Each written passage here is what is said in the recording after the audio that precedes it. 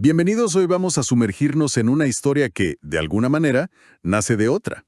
Es la historia de Rosa Montero encontrándose con el diario íntimo. Un diario muy personal que Marie Curie escribió justo después de la muerte de su esposo, Pierre. Exacto. Y bueno, de ese encuentro tan particular nació la ridícula idea de no volver a verte. Que ojo, no es una biografía típica, es algo más. Más híbrido, sí. Eso, híbrido, como una exploración personal sobre la vida, el duelo, la condición femenina también, usando Curie casi como una inspiración, ¿no? Justamente. Y eso es lo que queremos explorar hoy, esa doble mirada. Por un lado, la figura histórica de Marie Curie, que es fascinante por sí sola, Uf, sí. pero por otro lado, verla a través de la lente tan personal de Montero. Vamos a usar fragmentos del libro de ella y del diario de Curie, que Montero incluye, para, intentar entender no solo a la científica, sino también qué reflexiones le provoca a Montero sobre el duelo, la vida, la escritura. Perfecto. Entonces, esa es nuestra misión hoy, como desentrañar un poco las capas de esta figura histórica tan compleja, Marie Curie, y al mismo tiempo conectar con esas emociones, esas preguntas más universales que Montero pone sobre la mesa a partir de ella y de su propia experiencia. Bueno, pues, entremos en materia. Empecemos por la leyenda. Marie Curie. La leyenda, sí. ¿Ah? Es que hablamos de una figura casi mítica, ¿verdad? Una científica polaca que consiguió algo impensable. 2 premios Nobel. Y en 2 campos científicos distintos. Sí, física en 1903, que fue compartido con Pierre y con Becquerel, Ajá. y luego química en 1911, ella sola. Eso es algo extraordinario, casi único. Y sus descubrimientos, bueno, cambiaron el mundo. Fue pionera en todo el estudio de la radioactividad. Ella misma acuñó el término, de hecho. Ah, mira, no sabía eso. Sí, y descubrió 2 elementos nuevos. El polonio, que llamó así por su país, por Polonia. Qué bonito detalle. Sí, y el radio. Y es curioso cómo Montero menciona en el libro ese eco oscuro que tuvo el polonio muchísimo después, ¿no? Que presuntamente se usó como veneno en casos muy sonados. Cierto, cierto. Obviamente sin entrar en esas polémicas, pero ilustra cómo un descubrimiento científico puede tener, consecuencias totalmente inesperadas. Sus hallazgos abrieron la puerta a la era nuclear, a aplicaciones médicas que usamos hoy. Marcaron nuestro tiempo, sin duda. Pero claro, hay que situarse en su época. Ser mujer y además científica. Eso debió ser una batalla constante. Uf, una batalla brutal. El sexismo en la ciencia era lo normal, lamentablemente. Y Montero lo cuenta muy bien, con ejemplos que duelen. ¿Cómo cuáles, por ejemplo? Bueno, está el caso de Lise Meitner, fundamental en el descubrimiento de la fisión nuclear. Su colega, Otto Hahn, recibió el Nobel, pero omitiendo en gran parte la contribución de ella, que fue crucial. Y en parte por ser mujer y judía en un momento muy complicado. Terrible. Y el de Rosalind Franklin es paradigmático. Sus imágenes de rayos X fueron clave, para descifrar la estructura del ADN. La famosa foto 51, ¿no? Esa misma. Pero Watson y Crick usaron sus datos, parece que sin permiso claro, y ellos se llevaron el Nobel junto a Wilkins. Franklin murió muy joven, probablemente por la exposición a la radiación de su trabajo, y claro, el Nobel no se da post-mortem. ¡Qué injusticia! Total. Entonces, frente a todo eso, lo de Curie es una proeza. Fue la primera mujer en tantas cosas.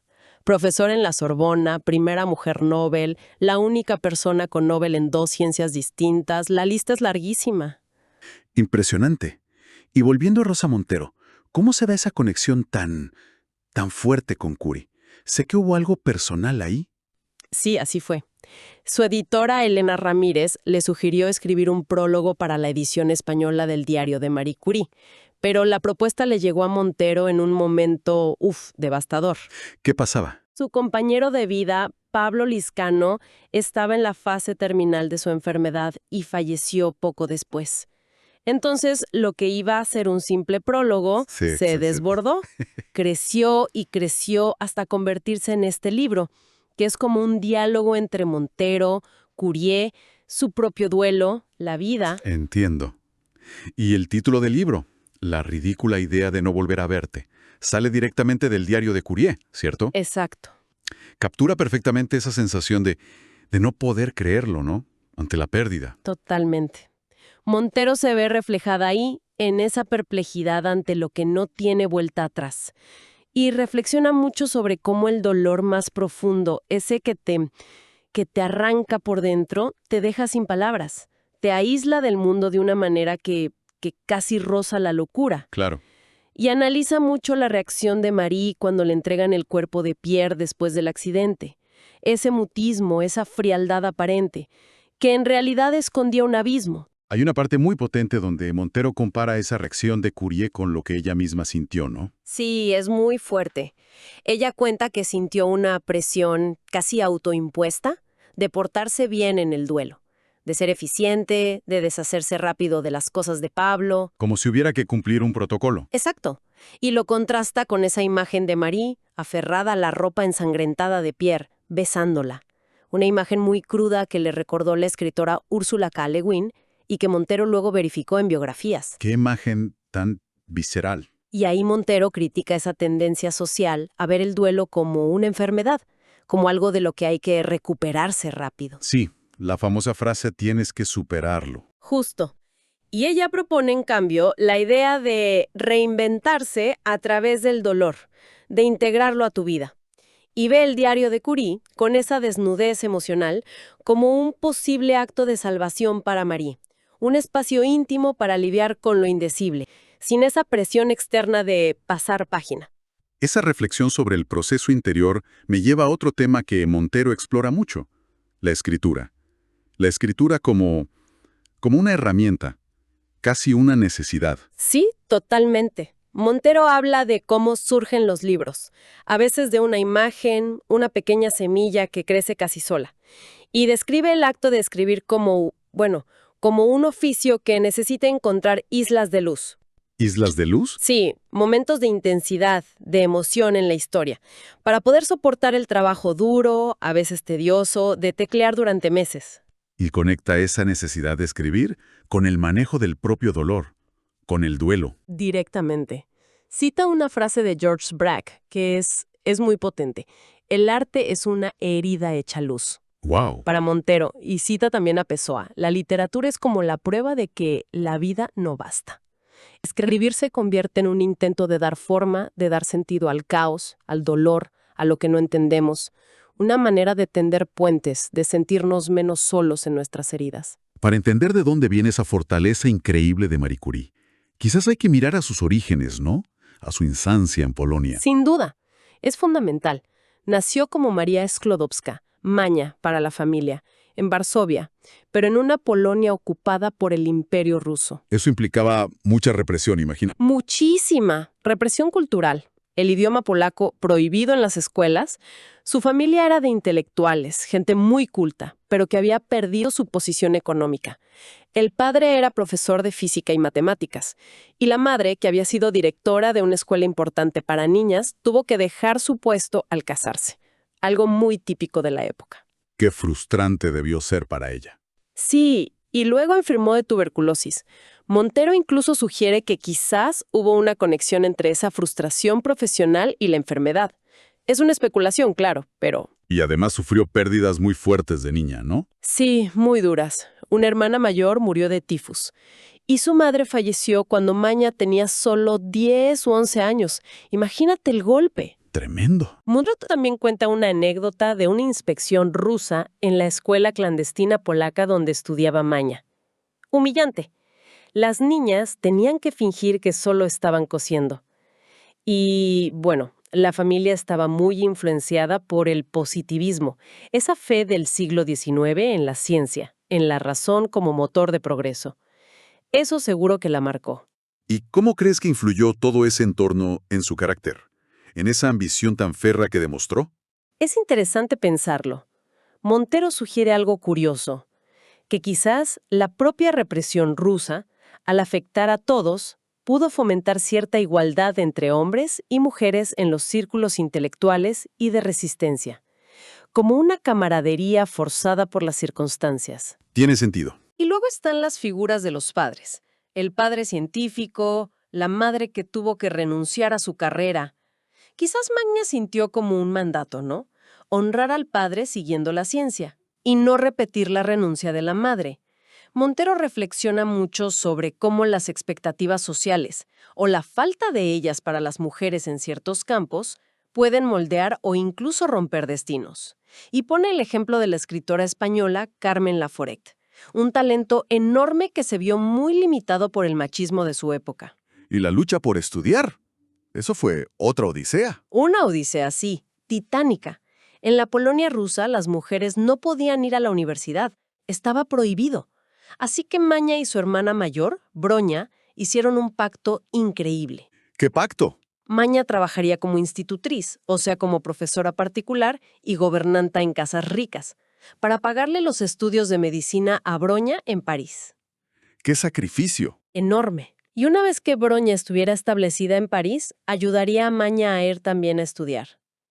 Imagínate lo que es mantener viva esa llama, esa ambición científica tan grande, trabajando en un puesto aislado, a menudo poco respetado, sintiéndote, como dice Montero, anómala, absurda. Hablando de ser institutriz, ese puesto dice mucho sobre el lugar tan limitado de la mujer entonces, ¿no? Muchísimo. Era una posición súper precaria, ¿sabes? Estabas como en un limbo social.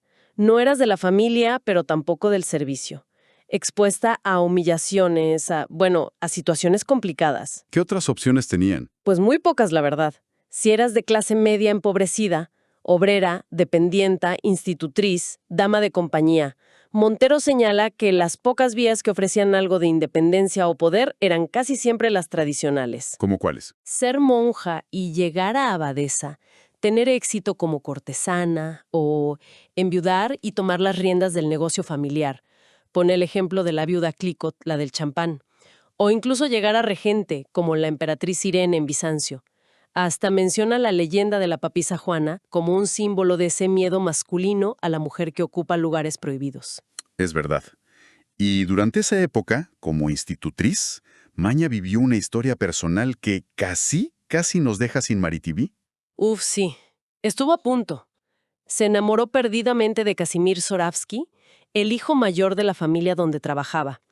Él parecía corresponderle, pero... Pero la familia no la aceptaba. Exacto.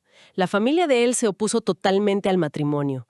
La consideraban inferior socialmente, una simple institutriz sin dote. Fue una humillación terrible para Maña. Y encima tuvo que seguir trabajando allí un tiempo. ¡Qué horror! Hay una carta que cita Moñe, desgarradora. Maña le escribe a su hermano, abatida, diciendo que renuncia a sus sueños, que sus aptitudes se han perdido, que solo piensa en volver para cuidar al padre. De verdad, estuvo a punto de tirar la toalla. Menos mal que no lo hizo. Llegó a París y ahí conoció a Pierre Curie. ¿Cómo fue ese encuentro? Bueno, parece que fue un poco cosa del destino. Un físico polaco conocido de Maña se los presentó. Y la conexión entre Marie, ya usaba el nombre francés, y Pierre fue instantánea, profunda. ¿Qué impresión le causó él?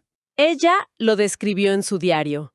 Habló de su mirada clara, de una cierta apariencia de abandono, de su sonrisa grave y joven. Eran dos raros, en el buen sentido. Ella, abriéndose camino a codazos en un mundo masculino.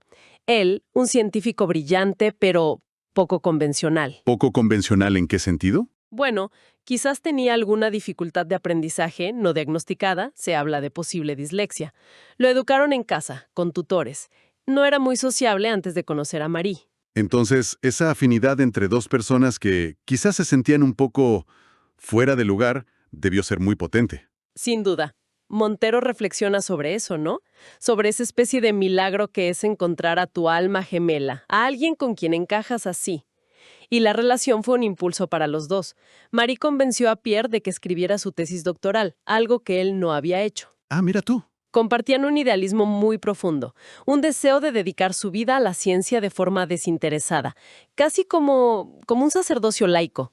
El famoso credo del desinterés de Marie encontró un eco perfecto en Pierre. Y por lo que cuentas, su relación no era solo intelectual, también era muy cómplice en lo cotidiano. Muchísimo. Se casaron por lo civil, nada de iglesia. Su luna de miel fue un viaje en bicicleta por la Bretaña. En bicicleta. Y Marie se hizo un traje de novia práctico, oscuro, para poder usarlo después en el laboratorio. Muy pragmática. Totalmente. Y el diario de Marie, el que escribió tras la muerte de Pierre, está lleno de esos detalles pequeños, pero conmovedores que revelan esa conexión tan profunda.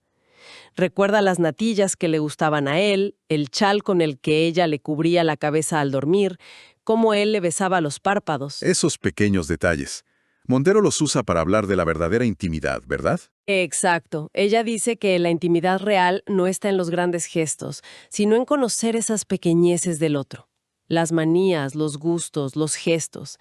Y que perder esa conexión única, perder a ese testigo de tu vida más menuda, es lo que hace el duelo tan desgarrador.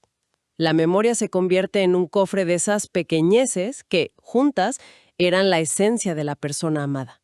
Volvamos a la ciencia, que también es fascinante. El trabajo para aislar el radio. Eso fue una auténtica epopeya. Una gesta increíble, sí. Montero lo describe con una fuerza. Trabajaban en un cobertizo horrible, helado en invierno, un horno en verano. Cedido por la escuela de física, y María hizo un esfuerzo físico brutal. Brutal. ¿Cómo? Procesando toneladas de pechblenda, que es un mineral de uranio, para obtener apenas unos gramos de radio. Tenía que remover calderos enormes, llenos de líquidos hirviendo y humeantes, con una barra de hierro casi tan alta como ella. Montero la llama, con admiración, una bruja blanca, por esa mezcla de alquimia y ciencia pura. ¿Y dónde estuvo su genialidad científica en ese proceso? Más allá de la fuerza bruta, digamos. Bueno, la genialidad estuvo en el método y en la interpretación. Usando un electrómetro muy sensible que habían diseñado Pierre y su hermano Jacques, Marie midió la radioactividad de muchos minerales. La radioactividad como la conductividad que generaban en el aire, ¿no? Exacto. Y notó que la pechblenda era mucho más radiactiva que el uranio puro que contenía. Y de ahí dedujo, y esa fue la clave, que debía haber otros elementos desconocidos, mucho más radioactivos, en ese mineral. ¡Qué intuición! Y su gran idea fue proponer que la radiactividad no dependía de la química, de cómo estuvieran combinados los átomos, sino que era una propiedad del átomo mismo. Eso fue revolucionario. Abrió la puerta a entender la estructura atómica. Una vez que descubrieron el radio, hubo como una especie de fiebre inicial, ¿no? Como que no se medían los peligros. Sí, total. Al principio, un entusiasmo loco y una falta de conciencia tremenda. El radio se metió en todo tipo de productos comerciales, algunos absurdos, otros directamente peligrosos. ¿Cómo qué? Cremas de belleza, chocolate, bebidas energéticas, hasta lana radiactiva para ropa de bebé. Imagínate. ¡Qué locura! Montero menciona el caso de Raditor, una agua radiactiva que causó una muerte horrible al industrial Evan Byers. Ese caso fue como un punto de inflexión. Empezó a alertar sobre los riesgos de verdad. De reconocimiento, de recursos. Es una ironía tremenda, ¿no? Incluso después del descubrimiento, Pierre no conseguía una cátedra como correspondía ni entrar en la Academia de Ciencias francesa. Marie tenía que dar clases en una escuela para chicas para ganar algo de dinero. Increíble. El Premio Nobel de 1903 sí que marcó un cambio. Y ojo, ahí Pierre insistió mucho para que incluyeran a Marie. Parece que al principio solo pensaban en él y en Becquerel. Menos mal que insistió. Sí. Entonces, por fin le dieron a Pierre una cátedra en la Sorbona y un laboratorio, aunque modesto todavía. Y ahí Marie pudo ser jefa de trabajos por primera vez con un sueldo oficial. Pero vamos, los recursos seguían siendo limitados para lo que hacían. Y aquí llegamos a una de las grandes paradojas o puntos complejos de Marie Curie, su relación con el peligro del radio. Sí. Ese es uno de los aspectos más desconcertantes y, la verdad, trágicos de su historia. ¿Por qué? Porque, a pesar de sufrir quemaduras por radiación ella misma y verlas en sus colegas, a pesar de que la evidencia de los daños crecía y de que su propio laboratorio estaba contaminado, Marie se resistió muchísimo tiempo a admitir del todo los peligros del radio. ¿Y por qué crees que fue? Montero sugiere que había como un cierto enamoramiento con su criatura. Estaba fascinada por esa luz azul, verdosa, misteriosa que emitía en la oscuridad. Incluso guardaba una muestra en su mesilla de noche. ¡Qué peligroso! Y las consecuencias a largo plazo fueron devastadoras. Para ella. Para ella sí. Su salud se fue deteriorando gravemente. Sufrió cataratas, problemas circulatorios y finalmente murió de anemia aplásica, una enfermedad de la médula ósea, casi seguro causada por décadas de exposición a la radiación. Qué triste final para alguien que dio tanto. Y no solo ella. Su hija Irene, que siguió sus pasos, también científica, también Nobel, murió relativamente joven de leucemia, probablemente por lo mismo. Qué terrible. En cambio, su otra hija, Eve, la escritora, la que no se metió en ciencia, vivió más de 100 años. Es un dato que, bueno, dice mucho. Sí, muy elocuente. Hasta hoy, los cuadernos de laboratorio de Marie Curie siguen siendo tan radiactivos que tienen que guardarlos en cajas especiales de plomo. Impresionante. Bueno, tras la muerte de Pierre y ya consolidada su fama con el segundo Nobel, Marie vivió otro momento muy convulso, ¿no? El escándalo Langevin. Sí, otro capítulo difícil. Entre 1910 y 1911, Marie, que ya era viuda hacía unos años, tuvo una relación sentimental con Paul Langevin, un físico importante, colega, amigo de los Curie. Pero estaba casado y tenía hijos. Complicado. Muy complicado. La esposa de Langevin, Jeanne, que la describen como una mujer de carácter difícil, descubrió la relación.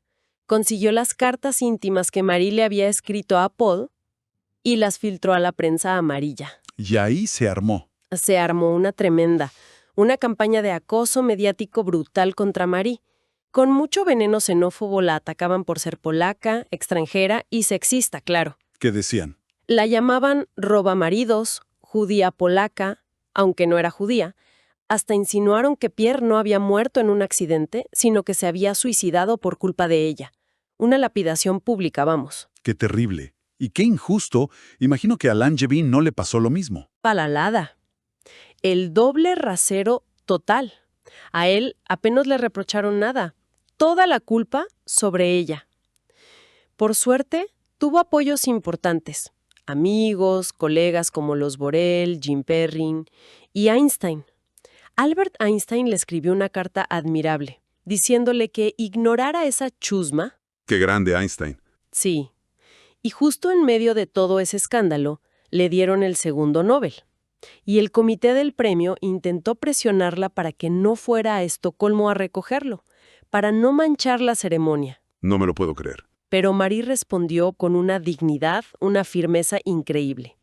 Defendió su derecho y fue a recibir su premio. Ole por ella. Totalmente. Montero reflexiona sobre algo interesante ahí, el silencio de Curie respecto al machismo que sufrió. ¿Por qué crees que nunca lo denunció abiertamente? Es una pregunta difícil. Montero plantea varias ideas, quizás por orgullo, por no querer verse como víctima, o quizás se consideraba una excepción, ¿sabes? Alguien por encima de esas luchas menores, dada la escala de sus logros y su dedicación total a la ciencia. Como que no era su guerra. Algo así. Cita el concepto de Simone de Beauvoir de la mujer pelota, la que triunfa en el mundo masculino pero sin cuestionar las reglas. Montero incluso hace una comparación personal. Admite que ella misma ocultó durante años su faceta de escritora de fantasía por miedo a que no la tomaran en serio. Es complejo, ¿eh? Las estrategias para sobrevivir en entornos hostiles. Muy complejo. Conscientes o inconscientes. Pero a pesar de todo, su legado siguió creciendo. Su papel en la Primera Guerra Mundial fue clave también. Importantísimo, sí. Cuando estalló la guerra, Marie puso toda su ciencia al servicio de Francia. Vio enseguida la importancia de los rayos X para localizar balas, metralla en los heridos. Las petites Curies, ¿no? Exacto. Las pequeñas Curies. Consiguió donaciones, puso su tenacidad y equipó coches con aparatos de rayos X portátiles. Creó unidades móviles. Y ella misma iba al frente. Ella misma recorrió el frente con las petites Curies, a menudo conduciendo ella y acompañada por su hija Irene, que era casi una adolescente. Formaron a cientos de técnicos. Se calcula que atendieron a más de 1 millón de soldados. Increíble. Y esa labor tan patriótica le valió un respeto enorme y de alguna manera un perdón social por el escándalo anterior. Montero también habla de la última etapa de la vida de Curie, ¿no? Critica un poco cómo las biografías a veces pasan rápido por la vejez. Sí, dice que es como si ya no hubiera nada interesante que contar, ¿no? como si la vida terminara con los grandes logros. ¿Y qué sugiere Montero sobre esos últimos años de Marie? ¿Hubo algo diferente? Bueno, Marie siguió activa en la ciencia casi hasta el final, dirigiendo el Instituto del Radio. Pero Montero como que percibe o intuye que quizás encontró una cierta forma de ligereza en su vejez. Ligereza. Después de todo lo que vivió. Sí, cita una carta muy conmovedora de Marie a su hija Irene, ya cerca del final. Le habla de la importancia de saber gozar del presente y lo describe como un estado de gracia. Como si después de tanta lucha, tanta intensidad, hubiera alcanzado una especie de serenidad. Qué bonito eso. Esa idea de encontrar valor en el presente conecta con la visión de la felicidad que Montero parece encontrar en Curie y también en su propia experiencia, ¿no? Sí, totalmente. Montero rescata esa idea de la felicidad no como una meta lejana y grandiosa, sino como algo más, minimalista, anclado en el aquí y ahora. Recuerdo un pasaje donde Marie describe un día de campo perfecto con Pierre, antes de todo, antes de los Nobel y el radio, y concluye simplemente: no me faltaba nada. Esa plenitud en lo sencillo. Qué potente esa frase. Mucho. Y Montero lo une con una anécdota personal muy emotiva que le contaba a su marido Pablo, sobre una higuera bajo la cual de niño escuchaba cantar a una niña, y cómo ese recuerdo se convirtió para él en un símbolo de esos momentos de pura existencia, que son los que al final nos sostienen. Bueno, hemos hecho un viaje increíble por la vida de Marie Curie, ¿eh? Una vida asombrosa, compleja, y la hemos visto a través de la mirada tan íntima, a veces dolida, pero siempre lúcida de Rosa Montero. Una mezcla de ciencia, pasión, dolor inmenso, lucha, resiliencia. Sí, y creo que emergen ideas muy potentes. La dificultad extrema, la soledad, de ser pionera, de abrir caminos en territorios hostiles, la naturaleza profunda, a veces inexpresable, del duelo, y cómo la memoria nos permite de alguna forma mantener vivos a nuestros muertos, el poder arrollador de la ambición, del conocimiento, pero también su coste personal. Claro. Y la importancia fundamental de construir nuestra propia historia, nuestra narrativa, para intentar dar sentido a una vida que inevitablemente está llena de luces y de sombras. Entonces, ¿con qué nos quedamos al final de este análisis? Quizás la reflexión más honda que nos deja este cruce de vidas, la de Curie y la de Montero, no está solo en los grandes hitos públicos, los Nobel, los descubrimientos, incluso los escándalos, sino en esa pregunta más íntima. ¿Cómo integra un ser humano logros tan gigantescos con dolores tan devastadores? Exacto.